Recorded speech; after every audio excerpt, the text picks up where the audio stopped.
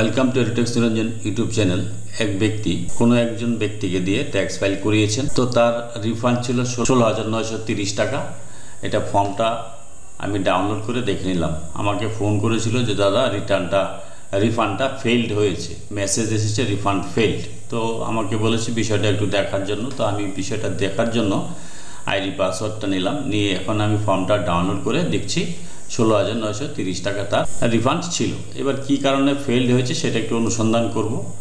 তো অনুসন্ধান করতে গিয়ে আমি ই ফাইল অপশানে গেলাম, ভিউ ফাইল রিটার্ন অপশানে গেলাম।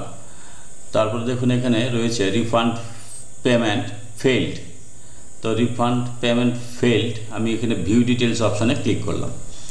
ভিউ ডিটেলস অপশানে ক্লিক করার পর বলছে দেখুন refund payment failed, date of failure রয়েছে, reason for failure 155, date of communication যোগাযোগ করা হয়েছে। এবার এখানে তাকে কি বলেছে, refund status submit refund reissue করতে বলেছে। তো কেন রিফান্ডটা ফেল হলো সেটা আমি এখন জানবো। কি করে জানবো, তার জন্য আমি চলে গেলাম প্রোফাইলে, মাই প্রোফাইলে গেলাম। মাই প্রোফাইলে গিয়ে ব্যাঙ্ক অ্যাকাউন্টটা আমি চেক করব। মাই ব্যাঙ্ক অ্যাকাউন্টে গেলাম। ব্যাঙ্ক অ্যাকাউন্টে গিয়ে দেখুন এখানে রয়েছে কি, অ্যাকাউন্ট নাম্বার রয়েছে central bank of India validated, কিন্তু এখানে দেখুন রেস্ট্রিক্টেড রিফান্ড, অর্থাৎ রিফান্ড রেস্ট্রিক্টেড করা আছে। তার মানে এই অ্যাকাউন্টটা ভ্যালিডেশন করা নেই। সেই ক্ষেত্রে তখন আপনারা কি করবেন, আপনাদের যদি এরকম সমস্যা হয়, রিফান্ড ফেইল্ড হয়, এরকম যদি থাকে রিফান্ড রেস্ট্রিক্টেড রিফান্ড, তাহলে এখানে যে উপরে 3টি ডট রয়েছে এখানে ক্লিক করবেন। ক্লিক করার পর রিভ্যালিডেট অপশানে ক্লিক করবেন। রিভ্যালিডেট করব অ্যাকাউন্টটা, অ্যাকাউন্ট নাম্বার অটোমেটিক পুট করাই আছে। এখানে আমি refund nominate this bank account for refund yes করলাম। তারপরে এখানে আমি ভ্যালিডেট অপশানে ক্লিক করলাম। এবার একটা ওটিপি যাবে মোবাইলে, সেই ওটিপিটা এখন এখানে বসাবো। এবার এই ওটিপিটা কিন্তু মোবাইলেও চলে যাবে, ব্যাঙ্ক অ্যাকাউন্ট যে মোবাইলের সঙ্গে লিঙ্ক আছে এবং ইমেলেও চলে যাবে। তো যে কোনো এক জায়গা থেকে দেখে নিয়ে ওটিপিটা বসাবেন। এবার কিন্তু নতুন অ্যাকাউন্ট অ্যাড করতে গেলেও বা অ্যাকাউন্ট রিমুভ করতে গেলেও কিন্তু মোবাইলে বা ইমেলে ওটিপি যাচ্ছে। তো ওটিপিটা বসালাম, বসে ভ্যালিডেট অপশানে ক্লিক করলাম। তো অ্যাকাউন্ট ভ্যালিডেশন ইন প্রগ্রেস দেখাচ্ছে, এই যে validation in progress not eligible for refund রয়েছে। তো এটা যখন ভ্যালিডেট হয়ে যাবে আমি আবার দেখে নিই ভ্যালিডেশন কী অবস্থায় আছে। তো আমি আবার যাব প্রোফাইলে গিয়ে এখানে মাই ব্যাঙ্ক অ্যাকাউন্টে ক্লিক করে দেখে নিই। দেখুন এবার কি হয়েছে, দেখুন validated and DBC enabled eligible for refund হয়ে গেছে এবং এখানে মোবাইল নাম্বার ইমেল দেওয়া রয়েছে। এবার আমি কি করবো, রিফান্ড রিইস্যু করবো। রিফান্ড রিইস্যু আমি সার্ভিস অপশান থেকেও করতে পারি। এই যে সার্ভিস অপশানে দেখুন রিফান্ড রিইস্যু রয়েছে, অথবা আরেক জায়গা থেকে করতে পারি। এখানে গিয়ে যে দেখুন এই যে ই ফাইল অপশানে গিয়ে ভিউ ফাইল্ড রিটার্নসে যাওয়ার পর এখানে দেখুন রিফান্ড পেমেন্ট ফেইল্ড হয়েছে। এখানে ভিউ ডিটেলসে গেলাম।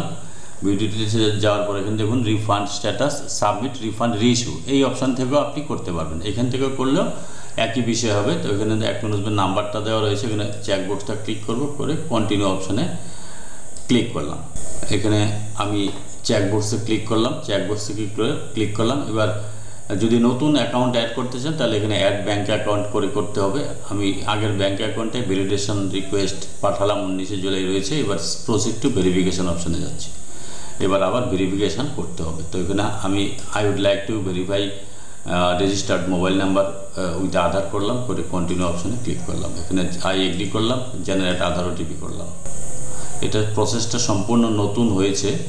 এটা কিন্তু আগে রিফান্ড রিইস্যুর ক্ষেত্রে এরকম ছিল না। এবার পোর্টালে এটা নতুন আপডেট, ভালো করে শেষ পর্যন্ত দেখবেন ভিডিওটি।